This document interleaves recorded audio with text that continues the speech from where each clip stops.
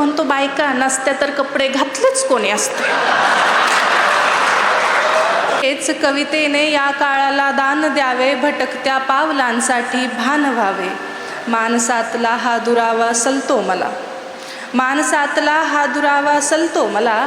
माझ्या कवितेतून हे अंतर मिटावे, माझ्या कवितेतून हे अंतर मिटावे.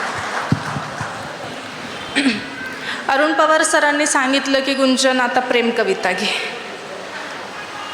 आणि सर मला नक्कीच असं वाटतं की तुमचं वय अजून आहेच प्रेम कविता ऐकण्याचं आणि करण्याचं. मगाशी दादा जवळजवळ अर्धा तास त्यांच्या बायकोचं कौतुक करत होते. भूताचं कौतुक नसते. म्हणजे नवल आहे. प्रत्येकच तुम्हाला सांगते मी जिथे जाते, कवी असू दे नसू दे, प्रत्येक माझा मित्र ज्याचे लग्न झालं आहे तो बायकोबद्दल असंच बोलतो. एकदा मी माझ्या मित्राला म्हटलं की अरे तुम्ही बायकांबद्दल इतकं बोलतात, बायको नसती तर तुमचे साधे कपडे तरी कोणी धुतले असते. तो म्हणतो बायका नसत्या तर कपडे घातलेच कोणी असते.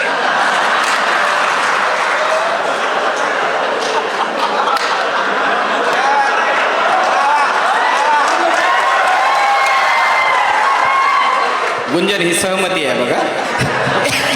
या टाळ्या सहमती असतील तर खरंच गुंजनसाठी एकदा जोरदार टाळ्या झाल्या पाहिजे. क्या बात आहे.